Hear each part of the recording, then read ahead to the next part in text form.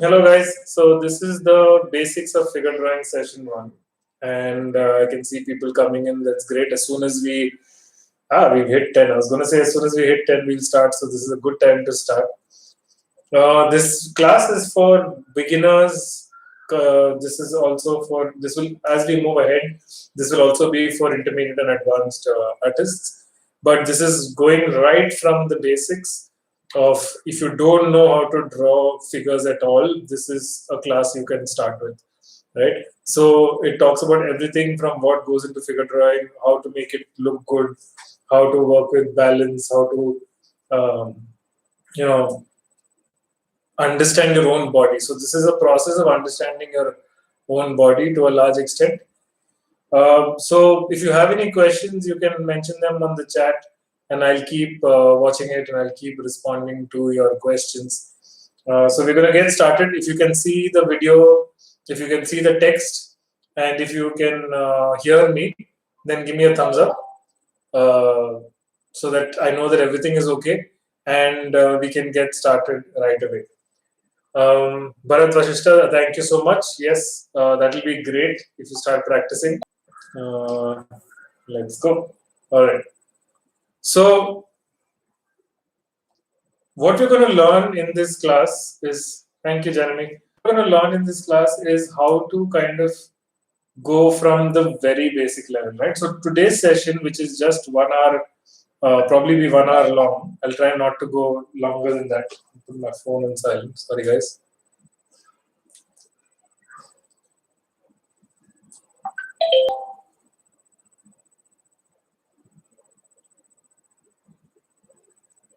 All right. I don't think it worked. Anyway, I'm probably going to have to edit this out later. Yeah. So what we're going to learn in this class is how to go from very basic. So this is just the first session for today. So today's class is going to just talk about going from a basic stick figure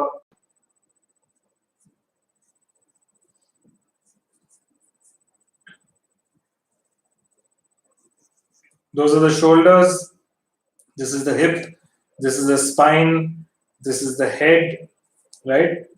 I'm going to just draw the legs, which you can just close off like that,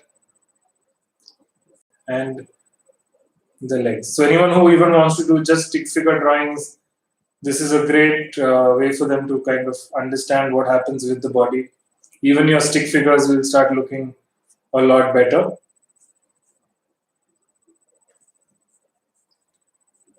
You're going from here to basically doing something that makes it very clear what this pose is.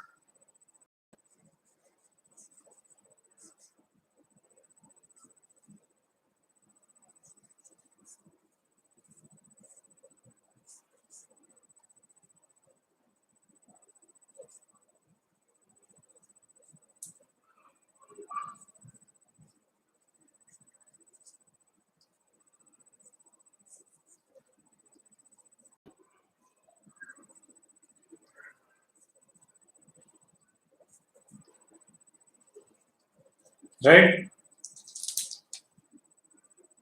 Sorry about that. And we're going to go basically from here, and we're going to add in 2 small sections.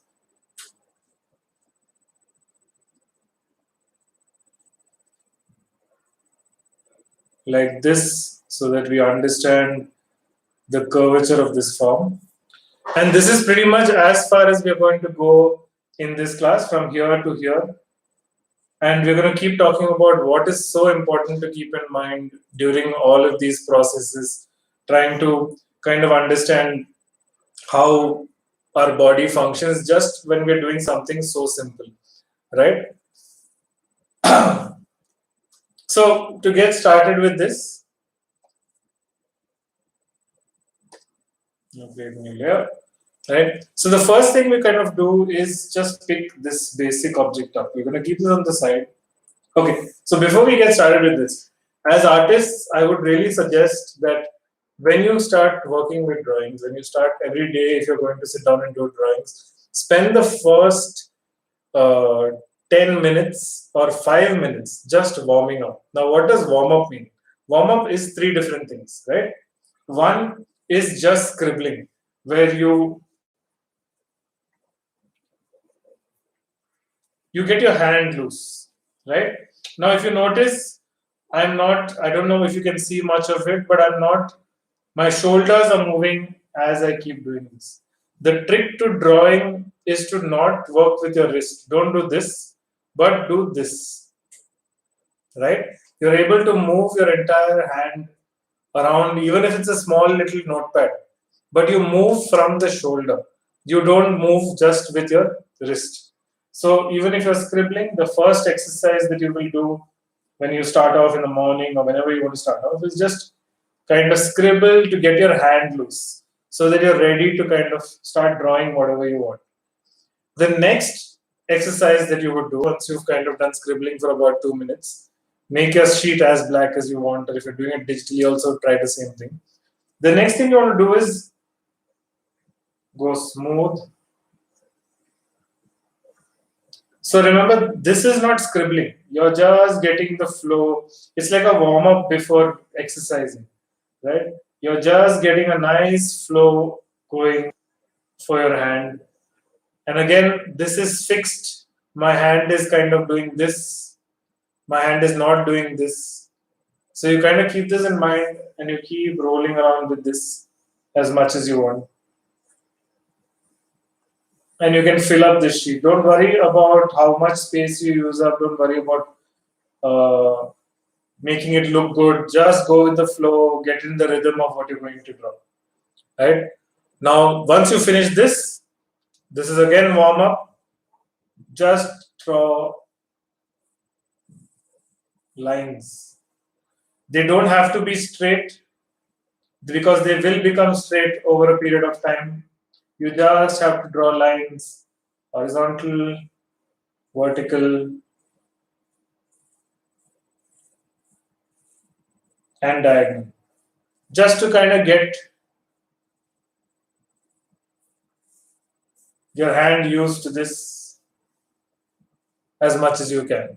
Now, when you do this every day, you'll notice that for the first flight, yes. So you will notice that initially your arm will hurt, your entire shoulder will hurt, your neck will hurt. But then the more you get used to this, the more you're going to just find this easier and it will be more helpful when you draw, right? Once you've kind of done this, try some circles. They don't have to be perfect circles. Again, that will come in time. Just get your hand used to doing these motions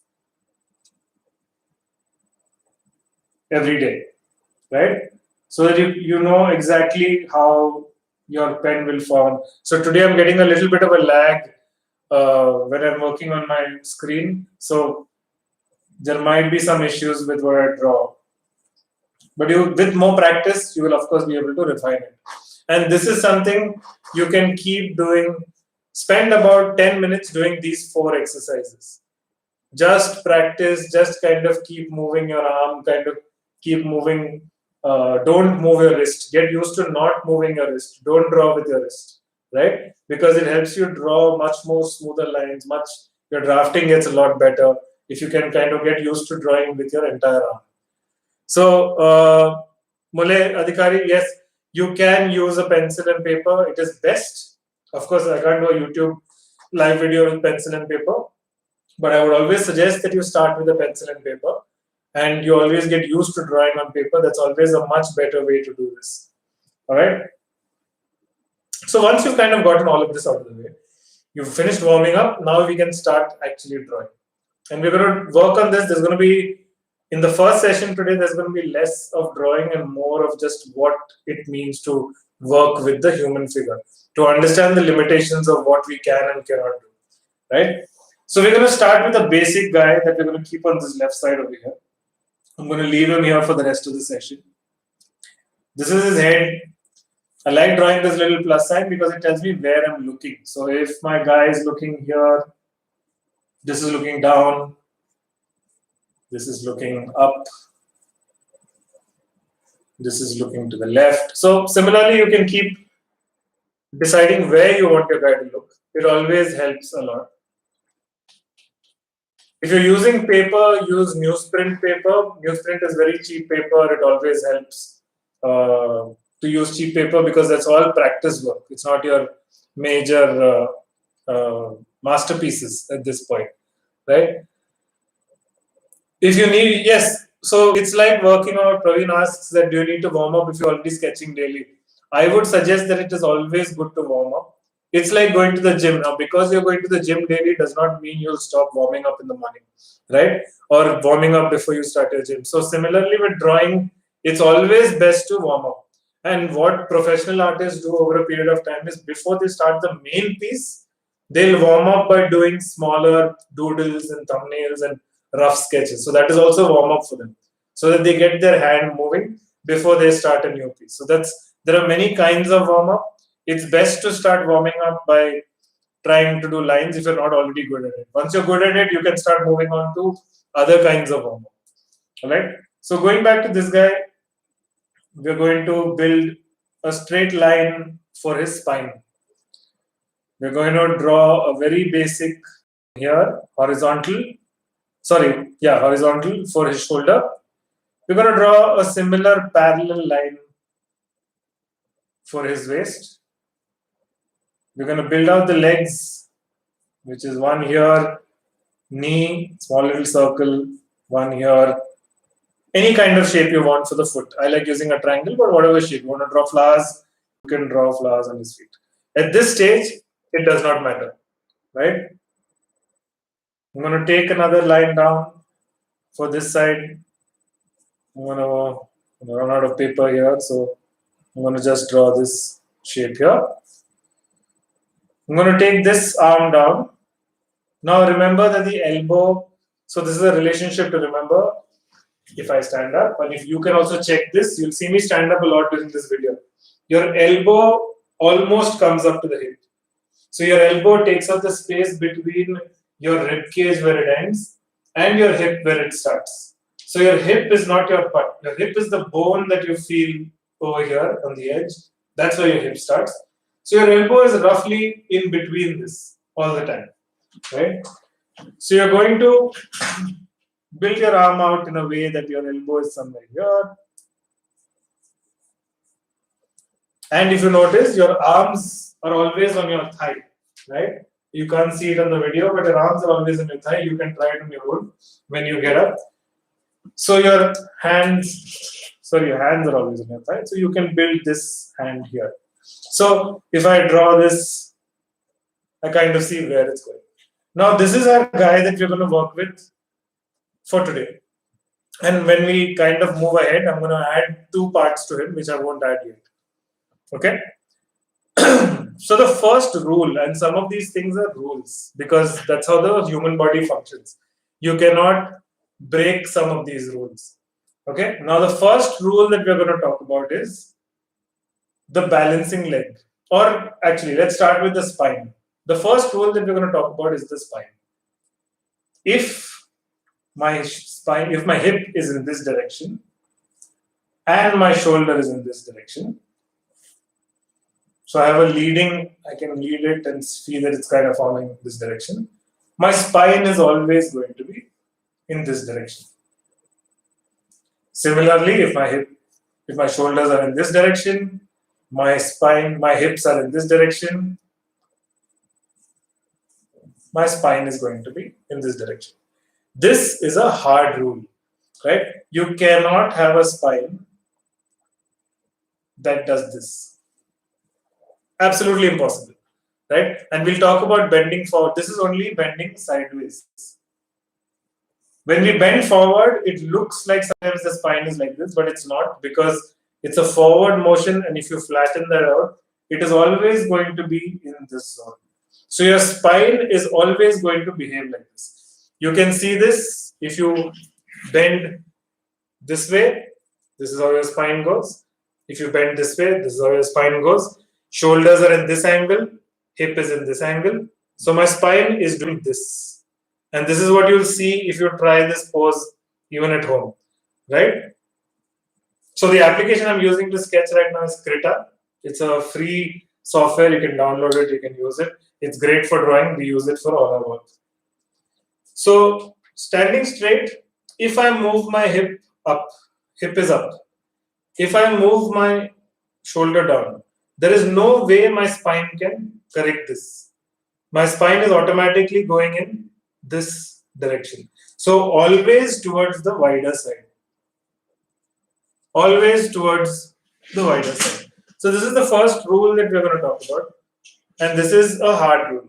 I've seen a lot of problems with a lot of junior artists or beginner artists is that they will have a character that has its leg lifted here, so the hip is like this. And then they will draw the character, I can't even draw it sometimes, where the shoulder, this hand is down, and this hand is up. So my spine is automatically like this. And they'll try to do this. This does not work in nature. This cannot function in nature. Your body will automatically stretch this way. This one won't work. All right. So the first rule is this to keep in mind. Now we're going to talk about how this functions with the hip. I'm going to knock these off. All right. We're going to talk about how this functions with the hip, because shoulders I can do whatever I want with. Hip, not so much. Hip is defined largely by your feet. So what I mean with that is, if this is my balancing foot, and normally when I do this class live with students who are around me, I ask them to try standing and move the balance from one side to another. So this is something that you can try at the same time. So you will notice that the leg that picks up the balance. So if this is my balancing leg here, this is my higher hip. So this leg will fall. Similarly, exact opposite works. If this is my balancing leg,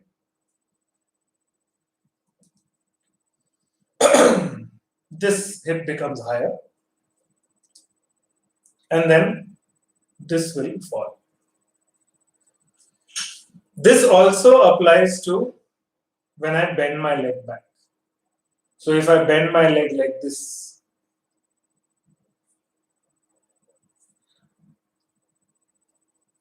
right? If this is how I'm bending my leg, bending it backwards, this rule still applies. Both these rules.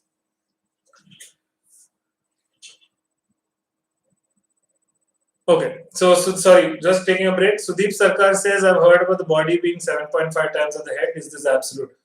It's not absolute.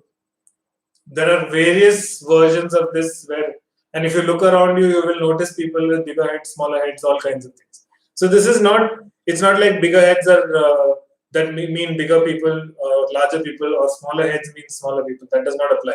So this is something that they use in drawing just so that you can measure. But also, if you're doing illustrations or if you're doing animation, then you're never really concerned with exact measurement of heads. So as an artist myself, and having worked for the last 20 years, I have not come across a situation where I've had to measure the heads. What is more important is whether they work in terms of relationship. So what I mean by relationship is if the elbows are in between this space, or if the arms come down to this. Now, if the arms come down to a smaller space here, this starts looking a little weird, right? If these kind of bends and relationships don't work, that starts looking weird. But otherwise, the size, I can have a character with a small head and a big body, which you would have probably seen in a lot of our artwork. And small legs. In this still works as a character because you're working more in terms of design than with actual size of and measurement of things. Size and measurement really matters only if you're doing classical drawings like Michelangelo or Raphael, where you have to really be careful. In that case, there are different ways of handling it, but that's not something that we will cover here. But we will talk about how to get started with illustrations and animations by using just relationships. between each other. And when we get into more detail, you will see that I'll keep talking about these relationships. All right. So going back to where we were, we're talking about when the leg bends back, this relationship still stays. Your hip on the balancing leg is where you will see the hip go up. Over here, like this. This is the balancing leg. Now, this rule breaks a little bit when the leg goes in the other direction. So, if I'm going to start raising my knee forward, now what I mean by that is, this is my body, this is my butt, not my butt, but the character's butt. And I'm going to have the knee here, and this is my entire leg. Right? This way we've discussed. Going back, if this knee comes forward, where I start doing this,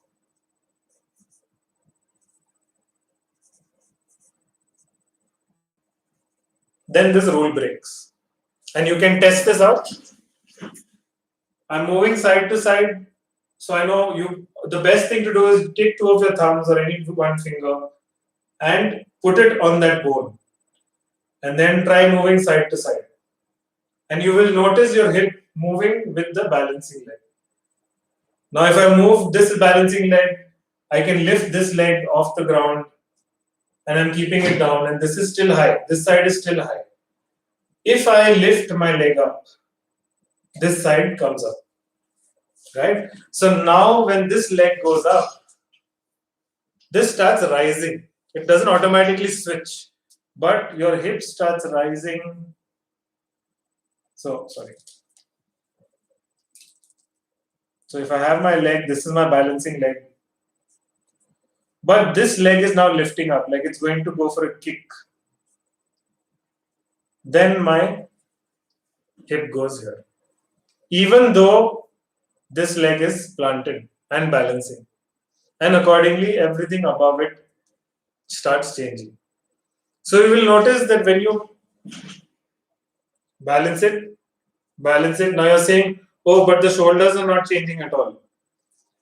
That's a wrong thing. That's a wrong assumption that people make. When you balance on this leg, or any one leg, and you're like, oh, shoulders are straight. What that means is it doesn't mean that your spine is straight.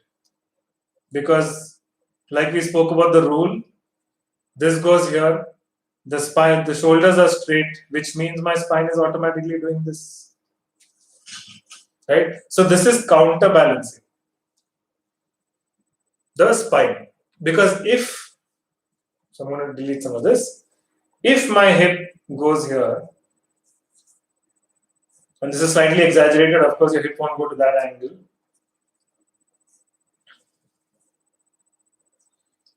And if my spine is not doing anything, that means my body is now gone here. Right? So this is parallel. This guy that we draw on the side, you will never ever see in nature, because we are always doing something with our spine. If our spine is not moving side to side, it's at least moving front and back.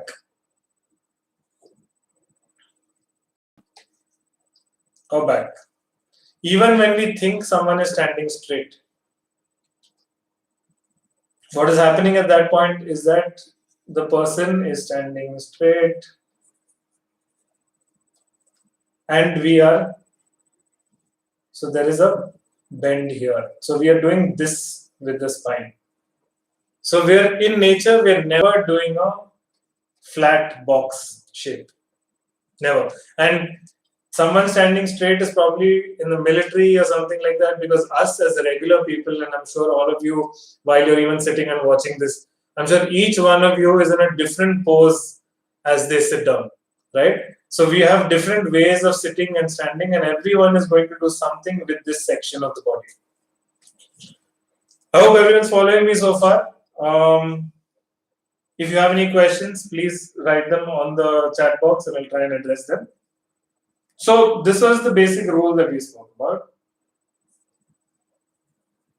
This applies, just a quick recap. as long as we do this, this starts changing into this when we lift that leg up. Even if we start lifting it from here itself and the knee comes forward, this starts slowly changing and coming here.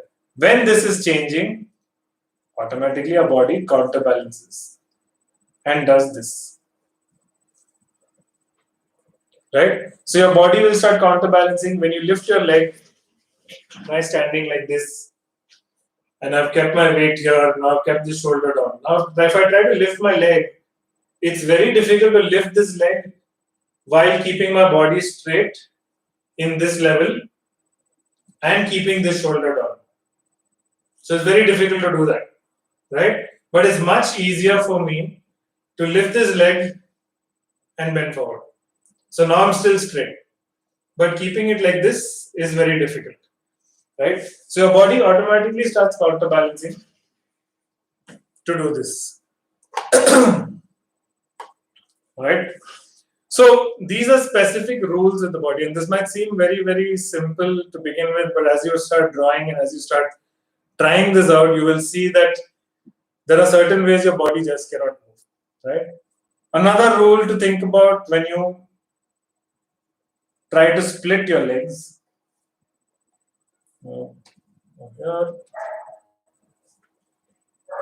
Your leg, if this is your spine, or we'll keep it on, your leg can come to 90 degrees like this, or even straight. Your leg cannot go in the opposite direction similarly, right? The moment your leg starts going back, your body will lean forward or lean like this, depending on whatever direction you're doing this.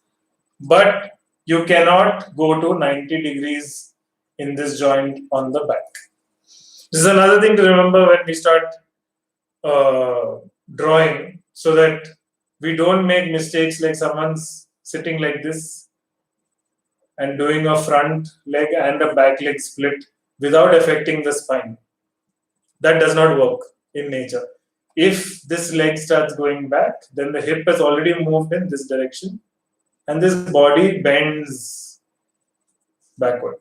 But that doesn't happen. You can completely sit in a straight L if you're sitting in the front. Right? If this is my nose, I'll show the nose so that you know which direction I'm looking at. Okay? So a lot of artists have influenced me. It's very difficult to kind of pinpoint, but I'm very influenced by the classical masters. So I prefer the classical masters, like especially Michelangelo, because of how beautiful the bodies and the figures look. I also like William Bogro, again for the same reason. So a lot of what I've learned through my years trying to replicate their artwork is how I've kind of figured out a lot of these things. Also, a thing that I tell all my students when they come here is that try and take up as many activities as you can, physical activities, even if you do them only for 1 week or 2 weeks, because in that first 1 or 2 weeks they will teach you the basics of that activity and you will understand a lot about your own body and how it functions. And the more you know about how your body functions, the more it comes down to your artwork, right? So I would really suggest that you try dancing, that you try martial arts, that you try maybe sports, athletics, all kinds of things, so that you can understand how the body behaves when you start moving it around, and when your spine can do certain things. You draw it and then you try the pose and you realize, oh shit, this is never going to work, right? So try and understand this as much as you can. So this is about the leg. This is kind of where we stop. We'll talk more about the leg as we move ahead. Sensei Saitama says, can you explain how the leg muscles work? So we will do anatomy. So, but this is session 1. Session 2 will talk about again basic structure. And then we will move on to session 3 and 4 where we talk about muscular anatomy of each single part. Of course, we can't do all of that in one session because this itself takes a lot of time, right? we've only covered like what the leg does. Now we're going to kind of start moving towards what kind of other aspects there are to the body. So this, let's see, more questions. So again, like I mentioned before, I wouldn't care much for proportions. Honestly, I'm not someone who cares for proportions. I care more about relationships. So I am more concerned with where the arms and the legs are in relation to the hips and the shoulders and the rib cage rather than what the size of each part is, right? So we're going to move ahead with this a little bit. So we spoke about this, and then legs, and then we spoke about. So most people like to start their drawings with the head. I would suggest against it. It's okay to do it when we kind of talk about it, like when you get more and more practice. But when you're starting off, it's always best to start off with the hips and spine, because this is where your entire body's balances, and then start placing your head accordingly, right? Like a lot of people will do something like this where they'll kind of balance this guy out and then maybe lift one leg slightly up so that this is still bent, and then kind of place the head here. Now this is wrong. I'll tell you why, right? Because this is the next rule that we're going to talk about. If you want to stay in balance without spreading out your arms and legs too much, your head has to be inside these two legs. Your head cannot be outside it. So your head, keep this here. Your head cannot be outside where the body sits, because then you're off balance. You're going to start, this is possible only in motion. But if you're going to try and hold this pose, this guy is going to fall. Your head has to be in this space, basically within your center of gravity. So if I'm going to kick someone,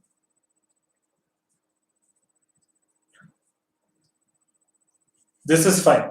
My head is outside. But if I'm going to stand, and if I'm going to talk to someone, this is very off balance unless you're bending forward or backward. So you can try this, keep your legs apart, slightly move. See where it becomes difficult to hold the pose, right? This is when your leg starts crossing the boundary of your leg, head starts crossing the boundary of your leg, right? Now, if I want to go further back, I have to use the muscles here to kind of try to keep it there, or I have to lift my leg. Otherwise, it's going to be very difficult for me to keep this inside. Otherwise, the person looks off balance. Like someone could push me and I'll fall very easily if this happens. So this is not as hard a rule as your spine, but this is still a rule that you try to keep your head within if your feet are planted.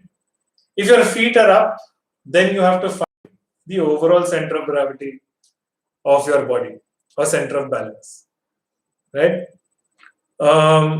Yes, we will talk about fat, thin, obese bodies and different kinds as we move ahead towards session 4, 5, and 6. We will talk about this, right? We will be talking about the face too. Yes, we will be talking about the details of the face, nose, eyes, mouth. So this is just lesson 1, session 1. So we will talk about all of this as we start moving ahead. So, which is why I like now, since I mentioned that, this is exactly why I like drawing the head last, because it's easier to place this kind of at the end of this. So I can have this guy's hand here, and then he's holding something really big, right? So this becomes much more easier. Your hands, your hands play absolutely no role here. Your arms, right? You can design your entire balance purely based on your spine, your hip, and your legs. Okay? When you sit down, so that's the next thing we're going to talk about. When you sit down, and I'm sitting down, this is where my hip is. the leg rule does not apply anymore, obviously, right? Because your entire weight is now on your hip. So I can sit down and I can play around with my legs, and nothing changes in terms of balance for me there. Now, what changes is very interesting. If I lift my leg, as long as my hip is here, say I'm kneeling down. This is a person that's kneeling down.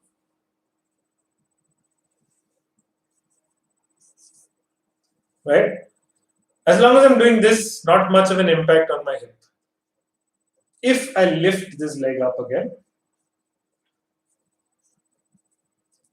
then this leg, this hip, which has been lifted, will come up.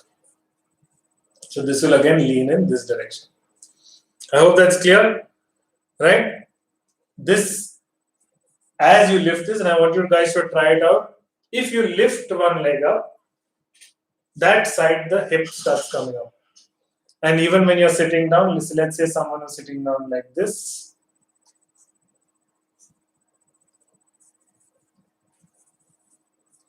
Right? This will go up, always.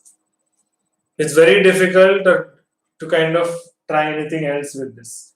This is always going to be the case because this knee is now above the hip. It will drag the hip up with it. These are all extremely, they sound simple, they're all stick figures, but these are all standard mistakes that a lot of people tend to make as they start drawing figures, right? They will have someone sit with one leg like this and one leg down, and then the hip will be in this direction. This is not possible, right? This becomes a very awkward pose. This is not possible, which is why this has to go this way, which means automatically now you have to figure out where this guy is going to go. Is he sitting straight?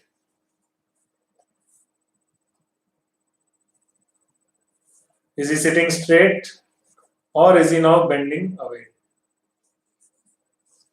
When you're doing live drawing sessions, when you look at photographs and you're starting to draw people from photographs also, this is a great way to decide. Sometimes because of the way they're sitting, it's very hard to tell where the hip and spine is.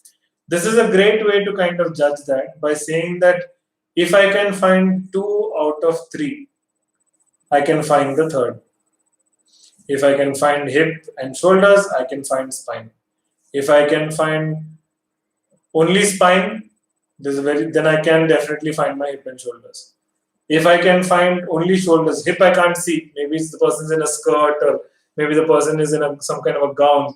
But can I see shoulders? Can I see spine curve? Then I know where the hip is. Right? This becomes a very easy way to kind of solve these things as you do drawings by looking at them and also by doing it from memory. The more drawings you can do from memory, the easier it is to draw faster, draw better. You will learn a lot more. Right? Another question. Any specific thumb rule to work with elbows and shoulders to avoid bad pose? No, not right now. We will talk about elbows and shoulders when we talk about, this will probably be in session 2 or 3. Right now, we're just kind of working with physics. So how something looks good is when it starts moving into the artistic phase of the drawings. For the first and the second session will just be about physics and what is possible and what is not possible, and what looks wrong immediately when you look at it. Now, when most people who are not artists, they can look at a drawing and say something is wrong with it. Now, as artists, it is our job to figure out what is wrong with it and then try to make sure that we don't make that kind of a mistake, right? So largely, we've kind of ignored the hand here, and you can figure out where you want to place the hands, the arms, wherever and however it is. The biggest factors to keep in mind are this guy, and this, all of this. Unless, of course, someone's doing a handstand, then of course the entire thing changes, right? But that we won't talk about today. But till that point, this is all that happens. Now, the only time things change is if you're using support. Support is a very different aspect. Now, I can have someone stand like this and then pull this back and then have this here and then kind of throw my legs also in front, right?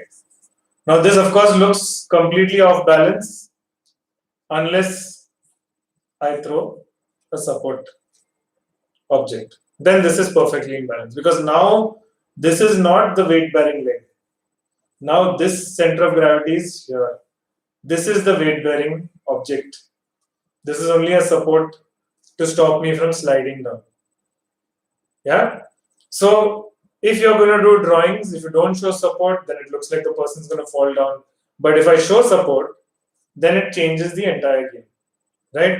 Now support is another case where the rule changes. I have a support leg like this. This is obviously going to go down because this is my support leg. Now what if I raise my leg up? So I'm going to have my second leg up. So obviously this is going to be in this direction. But this is normal. This will be how my spine is. If I have a support here, then I can push this hip down. Right?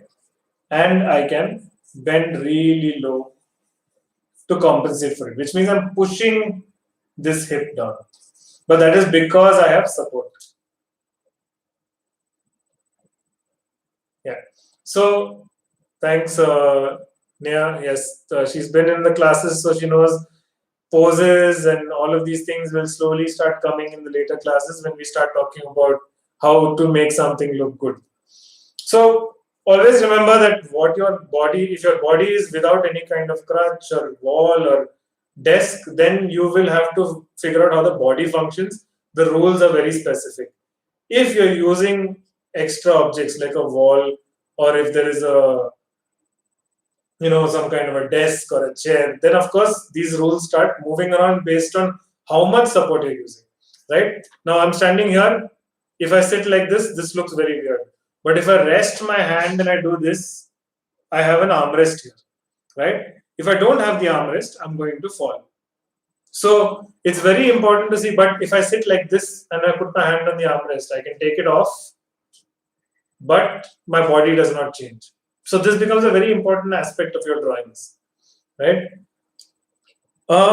So in support port, are there any limit to bending the spine? Yes, we will talk about bending the spine when we kind of talk about it in the next class. We talk about cylinders and how to understand twist and turn. So the first class, we're not completely talking about limits. There are limits we're going to talk about with the spine, with the neck, with the arms, with the legs. All of that is going to come in the next class. All right. And we're going to talk about one last thing to add to this. So far, we've only seen this is sideways motion. Right? This is sideways motion. This does not tell me if my body is twisting. Right? This is only telling me side to side. But if my body has any kind of a twist, this spine does not tell me that. Which is why we'll add a small little part to our previous drawing, which will look like this.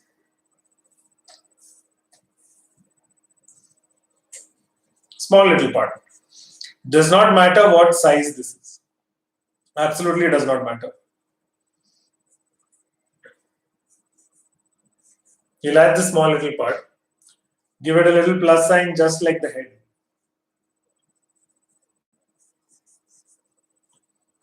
Alright. So what this does with this pose is, now if I do just this, sorry, should not forget my layers.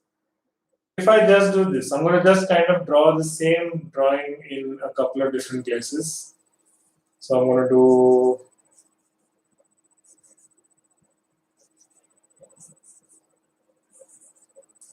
right, and I'm going to take this new box that I've created. This is side to side, right? No big deal. Same always kind of figured before. this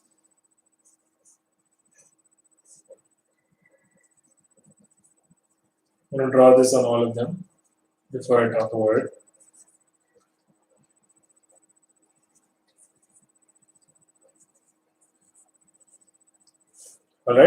All right, let's draw one more. Sorry.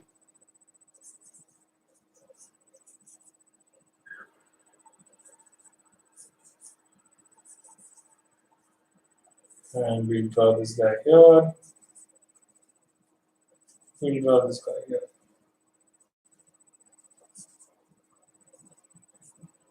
All right. We're going to talk about this concept of this cylinder, why we're adding this little cylinder, just to understand what twisting is. If I draw this, it means there is no twist. Right? I've just gone sideways. If I draw this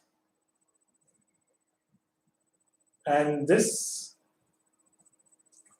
now I have a twist. So basically, I've gone side and I've turned. Right? Same thing here, I've turned to the other side. And I'm going to keep this fairly straight. This also can be twisted.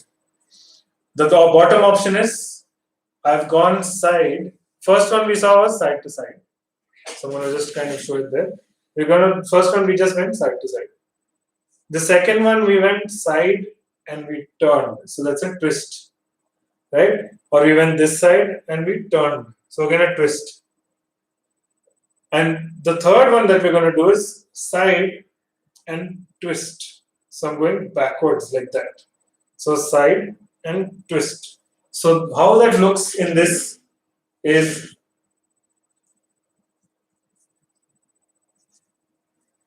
like that. It's gone up. Same thing with this. I'm using this to show my twist. Right? I hope that makes sense to everyone. Just kind of draw along this. So this basically has told me this is just side to side. No big deal.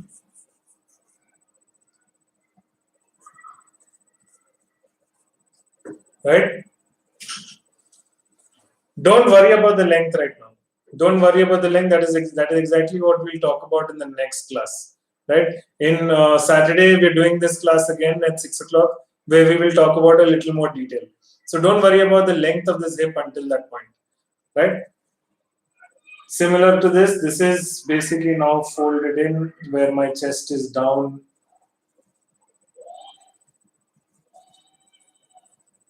Same thing here. This is now folded in where my chest is down. So you can see the twist. You can see the twist here. You can see how the twist is different versus this guy. And now my chest is up.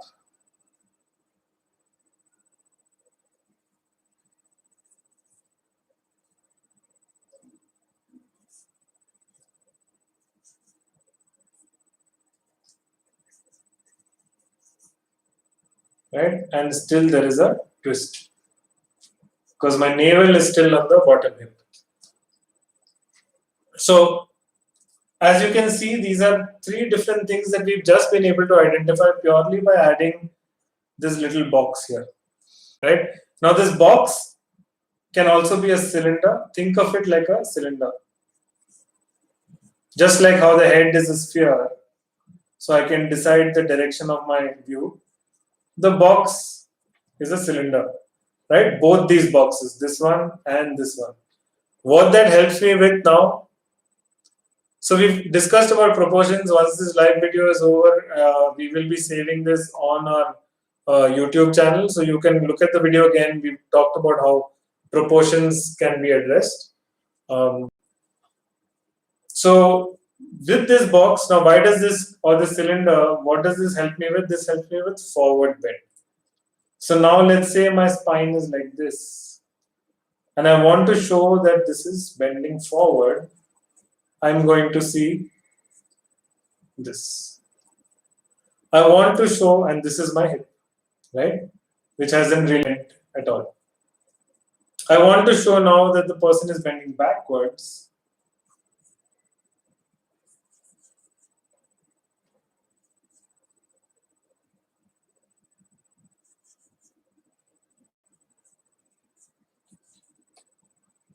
Okay, so this is forward bend, this is backward bend. And a humor is a combination of all of this, right? Which is why we add this little bit here to kind of understand forward, backward, twist, turn, with the basic idea of the spine and the shoulder always forming a curve with the hip. I hope this is clear to you guys. I hope if you have any doubts, please feel free to ask me what is happening with this. We will be covering relationships and sizes of things and where and how they should be put up in the next session as we move ahead. For now, this is the first session where we talk about basic balance so that you can understand exactly what is happening with the body and how not to make simple mistakes, or even you have some crazy stretch pose like that. How do you draw something like this? So if I'm doing a pose that's completely turned back like this, I'm going to use the similar concept of, okay, spine is bending, my right shoulder is down, and my hip is fairly straight. So, okay, right shoulder is down, hip is fairly straight, which means automatically now this is gone this way. You go back to the pose, we're going to kind of understand, okay, how is this working? This I have twisted away from my hip to the right side. So away from my hip to the right side towards my lower shoulder, which means this is happening like this, right? Away from my hip to the lower shoulder. And I'm bending backwards, which is why my chest is up. So if you're not clear on how this is working, put your hand here and put your hand here. And try to move and see how this is working, right? This becomes like an arrow for your body. So I'm doing this. So my hand is facing up. It looks like I'm going down, but my chest is facing up. Which means that this chest is going to now face up. So I'm going to draw this in a different color so you understand it. I'm going to see the bottom of this.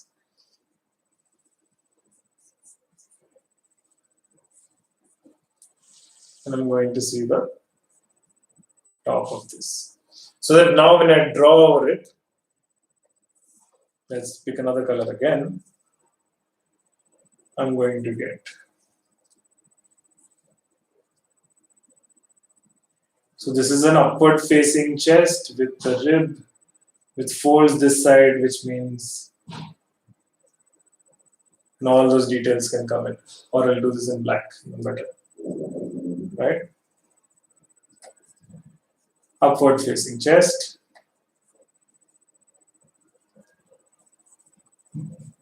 With a twist, with the navel here. See, I'm keeping where my markings are based on that very simple. Sorry, just a mess. Keeping that very simple form of what we discussed, everything is happening. And then we'll talk about how to build the arms and build this. And I'm looking away but up and turning this way. So I'm tilting. So all of this will get figured out following classes. Right? This is just about understanding how this upper torso works with the leg and understanding your balance. In the next session, so this kind of ends where this session is. In the next session, we're going to talk about how to build more structures with cylinders, with the head, with the arms. All of these relationships will start coming into play so that we can do things with a little more detail, right? And we can see how that fits into a final drawing as we move forward. But I hope this much was clear for you guys. What I would suggest, so normally if you're in my class, you will get assignments. So what I would suggest is that you draw characters. If you want to follow this as a system with our classes, draw characters in just this stick figure form. And don't draw it by looking at things. Of course, you can learn by looking at things, but try to draw it by actually moving your own body around. and thinking, okay, where is my head? Where is my ribs? Where are my hips? Where is my chest? Where are my hands? Where are my feet? If I move in a certain pose like this, then is my head above my feet or is it between? If I'm going to move really back, now I'm off balance because it's gone behind my feet. So I want you to really understand these things and then try to draw pure stick figures. So if you follow me through this class by understanding just the steps, you will be able to kind of move forward very, very gradually, but you will have your fundamentals right. So that kind of brings us to the end, and as we suggested, this is exactly an hour, which is good. So if you guys have any questions, I'm going to give it another 5 minutes just in case any of you have any questions on the work, if you need me to explain something a little more in detail. So yeah. Thank you, Jyoti. Thank you for saying that. We just had a lot of interns coming in asking us if they can intern with us. And I noticed that a lot of interns have a problem with the foundation of drawing. There's a lot of concerns with how the structure of the figure is. These kind of basics are always missing, which is why we finally decided we're going to put up all our lecture series, which we normally do in the studio. We've decided to put it up and talk to you guys so that next time someone asks us about something, we can just point them to the video. So I hope this was very helpful to you guys. Ganesh, no, you don't need to send me anything because this is for your own benefit. This is for you to practice and learn. And hopefully in the next few videos, as we move on to session 2 and 3 and 4, we will be able to help you with this as much as possible. I'm going to get this back. So since if you missed the starting, this is just the first session. And so you don't need to send us any work for critiques. If you would like us to critique your work, now there is another option. You can support us on Patreon, where we will be doing critiques of your artwork once a month. And if you want us to do it more often, then we will do it more often. But you can support us on Patreon, and this is available for all the Patreon supporters, that we will sit and critique your work and take you through it and review it and help you improve it even more, right? Amog, yes, next lesson is on Saturday at 6 o'clock. Next lesson will deal with how to construct the full figure purely with cylinders. No anatomy and detail, just understanding volumes and understanding how to